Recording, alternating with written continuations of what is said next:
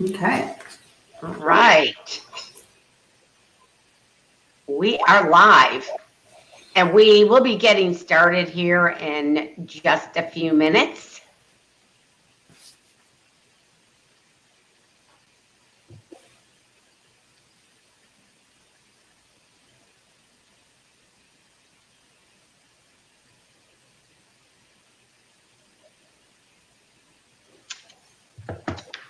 Kerry, are you in the room? I'm here and I'm ready when you are. I just have my video off so we don't have any speed issues. Yes. All right. Well, I'm going to go ahead and get started. Welcome, everybody, to our first webinar about raising money smart kids. And I'm Kathy Fish, president of Fish and Associates Financial Services, and I'm here with my partner, Kerry Jackson, who also happens to be my daughter. So we will be having discussions on 9 steps. There could be many more than 9, but we're going to talk about 9 steps to raising money smart kids. And there's a lot of ways to teach your kids about good money sense. We can all fall back on stories on what we did as a child, how we learned to save and spend and earn money. And we will be telling stories today and giving examples, but you can fill kids' heads with lessons by talking to them and telling them how things were. But we feel that the bottom line is that experience is the best teacher. So we're going to give examples today of not only what you can do, but maybe where things have been done successfully in our life, and just to give you some ideas to get started. We do have Lauren with us here, and she is going to be monitoring the chat line. So if you have any questions, you can present them there, or feel free to email either me or Kerry after the presentation is completed in case you have anything in particular that you want to discuss. My email is Kathy with a K at fishandassociates.com, and Kerry's is Kerry, Kerry, at fishandassociates.com. Lauren will put those emails in the chat box so that you have them if you need them. But without further ado, we will get started on raising money smart kids. So thanks for joining us today, and I hope you enjoy the presentation. Our first slide and the first step is get your children interested in money early. Having your children realize that money does not grow on trees will help you instill at an early age that financial responsibility that can help carry them to adulthood. And it really is never too early to start. When your children are young, perhaps age 3 or 4, one thing you can do is just start to teach them how to tell coins apart with pennies and dimes and nickels and quarters. You can play games with them. You can get those roll-up things from the bank to put your pennies or dimes or nickels in, and that gives them something tangible to deal with. And probably right behind that is giving your kids a clear piggy bank. That may seem old-fashioned and old school, but it's one of the best ways to teach your kids about money. That way your children can hear, feel, and see how money is accumulating. Once that saving has begun, you can let the kids, pull the bottom out and count the money, and maybe teach them about a special treat that they want. If they like to pick out candy bars or some type of drink when you go to the grocery store, you can teach them how much that costs and let them take some of the coins out to spend. But on the other hand, it's also by teaching your children to fill the money jar up, once you've let them spend a little and then count it, and start discussing what they are able to buy with that money. It's a great way to help them learn at a young age how to purchase something special, maybe a toy, and really start to understand the value of money. When your kids are a little bit older, you might try playing a game that will help them understand the difference between needs and wants. When you're watching television and there's ads on TV, when you see billboards, when you're traveling by car, looking in magazines, if magazines or online magazines still have advertisements, but it's a way to have a discussion and help kids understand the need, the difference between needs and wants. I was having a conversation yesterday with my 22-year-old daughter, and although she started saving early, she said she didn't really understand until she went to college the difference between needs and wants. And once she had to really start budgeting her own money, that became clear that she might want to go out to eat, but she did need to eat, but maybe she didn't have to go to a restaurant if she wanted to save money to use for something else. So it's never too early to start that. It shows kids that stuff costs money. You can teach them about the opportunity cost of not buying something today to buy something that might even be more meaningful down the road. So that is, I think that early on, that helps show children how to save money as well as how to spend money. And when they get a little older, you'll teach them how to earn money. So the second one is to make savings a habit. And in our household, we did something with our kids that was what we called, among my husband and myself, the family 401k, where we would match savings, give our children an incentive, and I'm sure Kerry will comment on this later on in the presentation, but to get your kids off on the right foot, really encouraging them when they start to work to save maybe 10% of what they earn, and instill that earlier. The earlier that your kids start to learn about money, the less likely you're going to run into resistance down the road, because it's something that's been brought into their life and education at a young age. So being able to start that savings habit, and think about yourself when you were a kid. Can you honestly say that you saved money that you received from your aunt or uncle or grandparents when you were in 7th or 8th grade without parental guidance? Saving money is a learned skill, and by either mandating that a certain amount be saved, it certainly can be used for something that they want to buy, but it does get them in the habit, which we feel is extremely important. They start to learn to avoid impulse buys when they're spending their own money rather than mom's or dad's. And it just, again, helps to instill that stuff costs money, and some things you have to save for that you don't have the cash for today, just like we all as adults have to do. So Kerry, I'm going to let you talk about 3 and 4. You can turn on your camera and I'll turn mine off. Okay. Good morning. So I'm going to talk about opening a savings account in their name. This is a great way to introduce your children to not only the concept of real life currency, but also money management.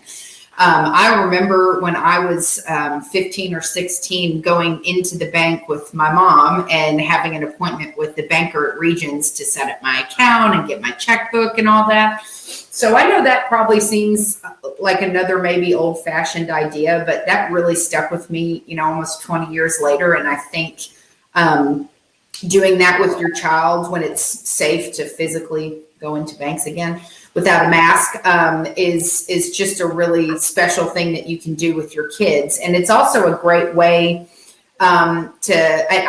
this says open a savings account, but opening a checking and a savings account is really a great way to introduce them to spending versus saving, because if they work in high school, whether they go out and get a job, in something like retail, or if they babysit or do Uber Eats or whatever the case may be, having them see the benefits and the usage of a checking account, which is more of an influx type of situation versus a savings account, can help them understand what type of how to position their money for spending versus saving. And having both accounts also introduces the concept of earning interest, because a savings account, most checking accounts nowadays do not pay interest rates. If they do, they're very low, and savings accounts at the moment aren't much better, but the idea is just to help them understand that, for the money that you're not going to be spending every month to pay your bills, you want it to be earning something, so that one day you could live off your own money rather than, say, a paycheck. So I think helping them understand, how to go online and track their transactions is really important, so they don't overspend. It's a great way to check and make sure there's no fraudulent charges. You would want to wait till they were a little bit older to have that conversation, but helping them understand the importance of protecting themselves against fraud is a great lead in to understanding, credit histories and credit scores. So that's a little beyond the scope of what we're going to go into today. But the point is that by introducing these simple concepts as early as possible, you create a foundation to build on as they get older and the concerns become more complex, just like their life does. So the next piece is to encourage goal setting. Like with anything, you don't want to just give your kids everything they ask for. You want to show them that things have value and that it costs money to pay for them. But the setting aside of money is not an arbitrary practice. People, just like the people we work with every day, they have objectives in mind. So when you're younger, your goal may just be saving up for something you really want, like your first car, or if you want to be saving for college so you don't have to take out as much as loans, or it could be something small like a new iPhone or a toy, depending on the age we're talking about. So having that conversation about, what your kids really want, and then helping them set up a plan to save for it. Say you want to get this in 6 months, this is what you'll have to save every week or every month in order to be able to buy that. And that's such an important conversation to have, because it can really create some good habits early on that will make cash flow management in adulthood all the more effective, all the more easier, and just an overall less stressful experience. Because if you understand the reasoning behind why it's so important to set goals and to plan for them, then that's going to really be ingrained with them from an early age, and something that they can continue to carry with them into their teen years and into adulthood. So Kathy, I'll pass it back to you for the next slide. All righty. Okay, so the next slide is give regular allowances. allowances give kids real life experience with money, letting them practice how to save regularly, plan their spending, and really start to become self-reliant, which is what we all, I think, want for our children at the end of the day. You have to determine as a parent how much that allowance will be, and if whatever you think fits the age and the scope of their responsibilities. Again, from my experience, I started when, for Adele, my younger child, we started maybe when she was 9 years old, giving her $10 a week. And that was that we had 3 envelopes. We used a 3 envelope system, and she had to put $1 into charitable giving. We wanted to stress the importance of giving back early on. 20% or $2 of the 10 would go into her long-term savings. And then we had a spending envelope. So there was giving, saving, and spending, and she had $7 that could be spent. So if she could save it up to buy something, if she moved any of the spending money into long-term savings, we would match it at the end of each month. So if she didn't spend everything in her spending envelope and wanted to move it into savings, she could. Our one rule was the savings had to be long-term and something that she set a goal and was saving up to purchase. So I think that taught her a lot. I remember the first time at the end of the year, she had about $50 in $1 bills in her charitable, and she sent money to St. Jude, and she sent money to Project Green Fork. We had her look up charities that she wanted to give to. So that's just one example of how you can teach many concepts in one place. We have a lot of parents that feel they don't need to give allowances because they give their children money generously whenever they need it. But this, when you do this, your kids have less incentive to save money later on in life. And, we feel like starting early is just a better way to create good habits. And, it teaches them to be content with what they have and not to spend every dollar they earn. That's where a lot of young adults get in trouble, is they want to spend more than they earn, and they'll start using credit cards. And this is a way to show that there is a way to save and be able to buy things that you want. I think that you need to carefully consider increase requests that your kids give you, or circumstances might change. I know, when going into high school, I like hair products and that I buy from my salon, and they're expensive. And Adele has, when she was living with us as a young teenager, she liked to come in and borrow my stuff.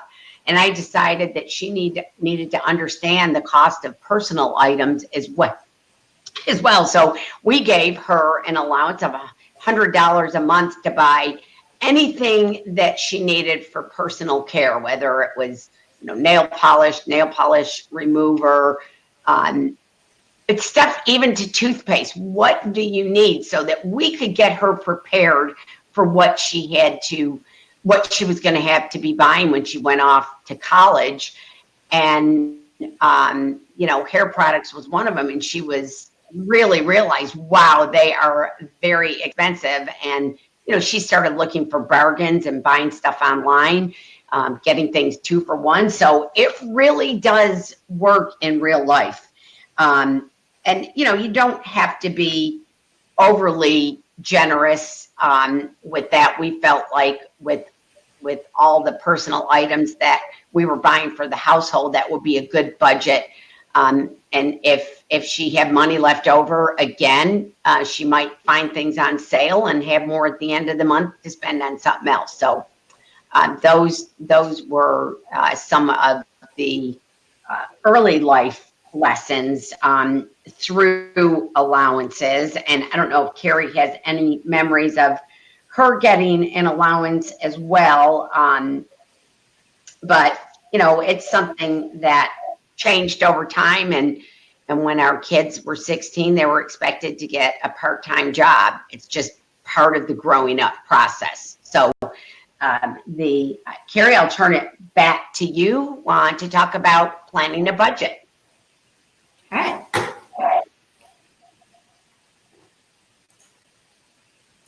So, helping them plan a budget. This, of course, is very important and happens to be one of my favorite topics. In fact, I'm doing a webinar next Friday specifically on budgeting. If you have any teens or even any adults that want to join, you have to start with the goals, and then in order to meet those goals, you have to have a way to get there. So the budget is really your roadmap. The goals are the start and the finish line, and the budget is the roadmap. So it's a great way to teach kids about, and teenagers, young adults, to teach them the difference between fixed expenses like a rent, a mortgage, a car payment, your cell phone, versus variable expenses like entertainment, travel, or food. Everybody has to eat, but you determine how much you spend on going out versus groceries, lunchtime with your friends, etc. It's also a great way to introduce and remind them that part of your budget should be paying yourself. So that includes putting money in your bank account savings for accessible cash. And as you get older, having a line item for investing as well, because again, showing them that money should be earning other money is a great segue into telling them the importance of investing and how that impacts their long-term probability of success for meeting their goals and being able to be financially independent someday. I also encourage parents to talk about the importance of a buffer. So everyone knows about a savings account, and that's really set up so that, if you're furloughed from your job, or you have a disability event and your insurance hasn't kicked in, or a limb comes through your roof, those bigger, really unexpected, larger expenses can be taken care of by having a properly funded cash savings account.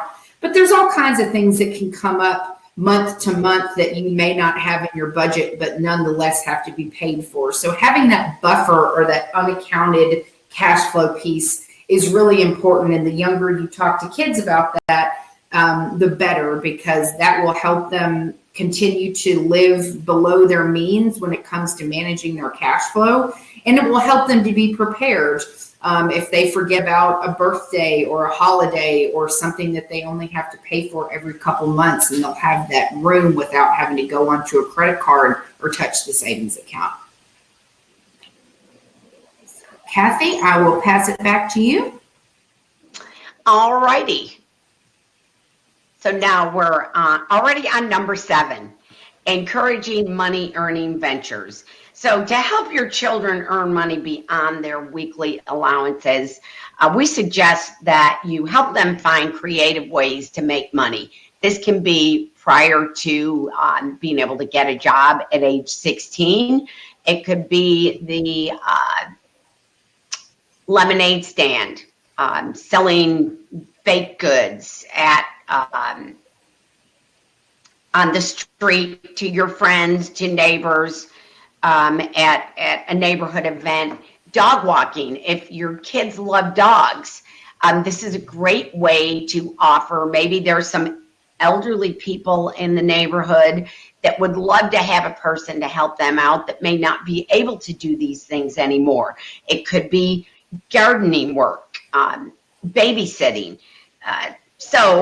cat sitting. There's all kinds of ways that you can help your children to learn how to start earning money even before they're old enough to get part-time jobs. I think this teaches confidence.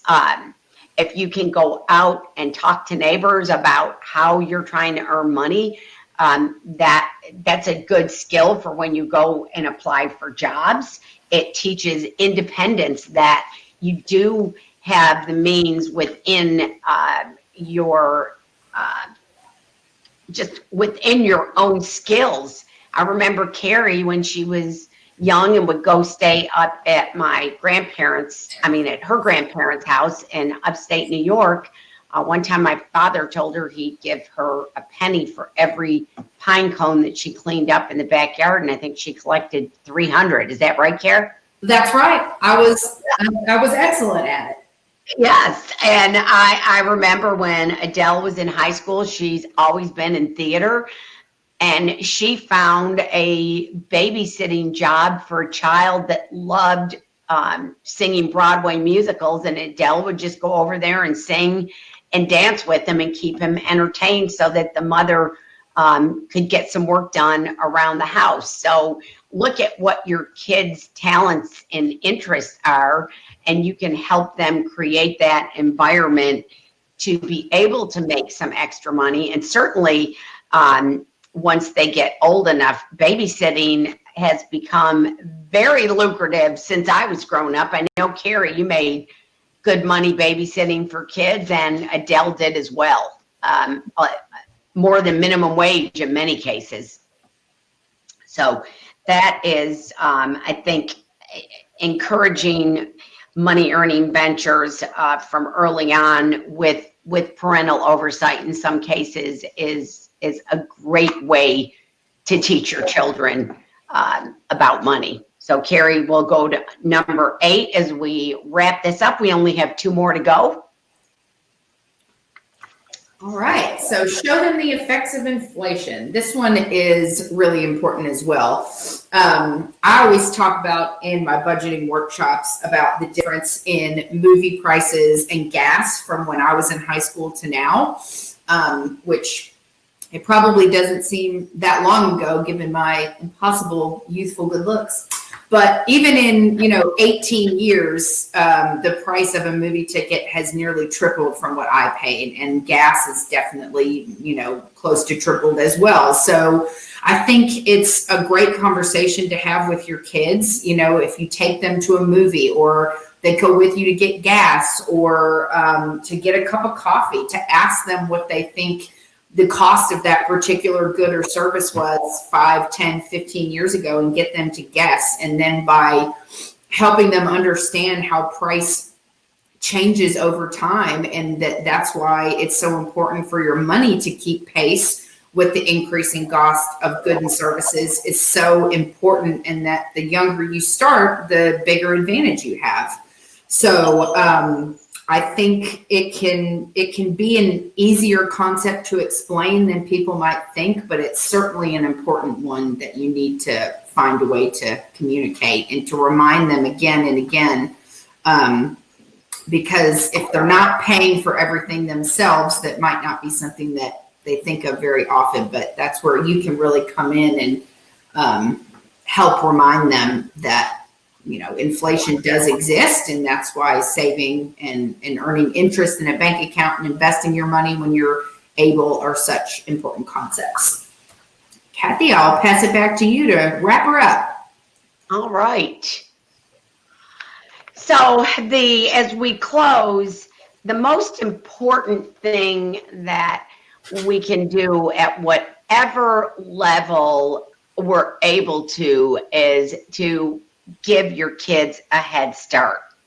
The money habits that your children learn and witness from mom and dad can certainly carry over into their adulthood. So how would you feel if you were able to, I'll give a couple of examples from my life, just as that one of them involves Carrie. When Carrie got out of college, she moved back home in 2008 in the middle of the Great Recession. And we we have a guest house, and my husband and I discussed it and thought that we would give Carrie, was thinking at that time about going to graduate school. And we thought one thing that we could do to help her out would be to let her live in the guest house rent free for 4 years. And if she chose to live in there longer than that, she would start paying an equivalent amount of rent. But we had a caveat that she researched what an apartment would cost her. And as soon as she got her first job, that she would start to save the equivalent of what rent would cost into an investment account to start to plan for her future. And the end result was she researched, found out how much an apartment would cost that would be affordable. And she religiously saved into that for the 4 years. I think you'll have to remind me, you might have stayed another year and a half and you did pay rent. But by the time she moved out, she had enough saved to put a down payment and bought her first house at 28 years old, Carrie? Yes. Well ahead of any of her friends, and where not everybody has a guest house in their backyard. I'm not saying that. I'm just giving that as an example, as something that we could do, but that helped her out by encouraging her to continue that savings that she had gotten into the good habit of doing. And now Carrie, at 34 years old, is a great saver. Was able to buy in as a partner in our business, and I'm just very proud of what she's accomplished. And I feel like as her mother and as a financial planner, that I felt a big responsibility to share that information with her and try to instill it in her so that she would have a stable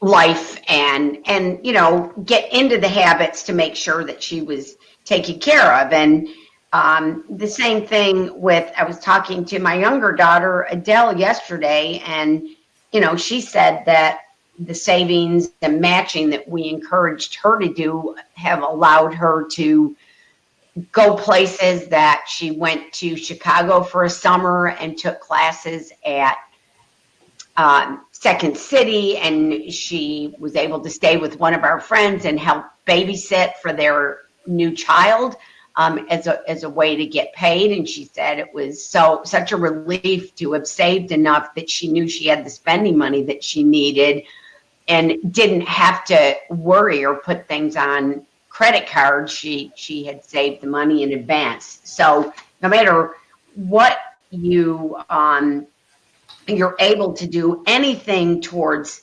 helping your children understand the importance of taking care of yourself and having early financial successes will carry over throughout the remainder of their life. So that, I think, will wrap it up for today. Carrie, would you like to add anything else before we close?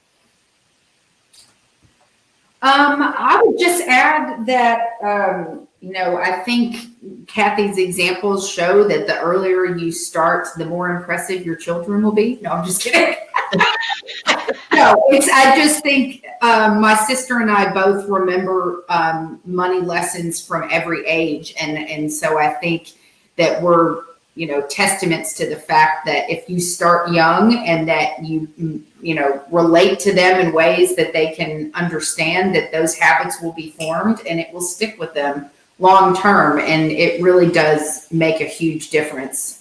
So that's all I would add. And thank you for coming. Yes. Thank you all for being here. I hope you enjoy it. We have recorded this, so we will plan on sharing it. And again, if you watch this after the fact and you have any questions, reach out to our website is www.fishandassociates, all spelled out, .com. And our email addresses are either Kathy, Kathy, or Kerry, Kerry at fishandassociates.com. Thank you all for being here. I hope we were able to shed some lights on ways to teach your kids about money, and we will maybe see some of you on Kerry's webinar next. When is it, Kerry? Next Saturday? Next Friday. Next Friday. So go to our Facebook page or our website and or reach out to Kerry for more information. Thanks. Have a great day.